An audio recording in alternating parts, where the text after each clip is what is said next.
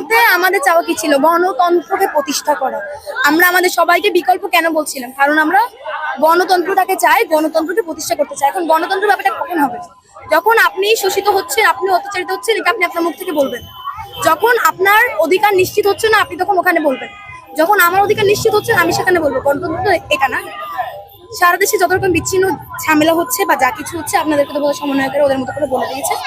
তবে আমরা বলতে চাই যে আমরা যেহেতু গণতন্ত্র প্রতিষ্ঠা করতে চাই এবং আমরা যেহেতু সকল প্রকারের বৈষম্য নির্মূল করতে চাই, সেহেতু এই রকমের ঘটনা যে বা যারা করছে প্রত্যেকে সেটা কারো কথাই হোক, কারো কাজের জন্য হোক, বা ছাত্ররা হোক বা অন্য কেউ হোক, প্রত্যেককে জবাবদিহিতা আমরা আমরা চাই এবং প্রত্যেককে জবাব দিতে হবে।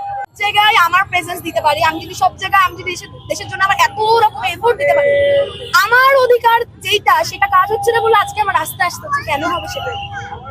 আমি এলাম, এরপরও আমি চাই বিচার, তদন্ত, সুষ্ঠু আইন। এখন দেখছি যে আমারই ভাইকে, আমারই বোনকে, আমারই ক্লাসমেটকে, আমারই বন্ধুকে এইভাবে মারতেছে।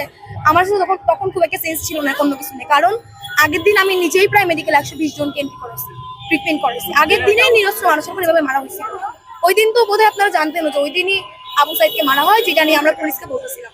তো এরপরে যেটা হইলো যে ইন্টারনেট তো বন্ধ হয়ে গেছিল, আমি তো কিছুই জানি না মাঝখানে। আমি তো আবার পুলিশের ভয়ে লুকায় ছিলাম। আমি যখন ইন্টারনেট আসলো, যখন আমি আবার পরে কর্মসূচিতে রাস্তায় আসলাম, আমি দেখলাম যে আমি আসলে বাঘিনী হয়ে গেছি রাতারাতি। এবং আরো একটা জিনিস হয়ে গেছে, সেটা হচ্ছে অনেকে আমার মিলাদ করাই ফেলছে যে আমি মরে গেছি। সেজন্য আমরা আপনাকে অনেক খুঁজছি।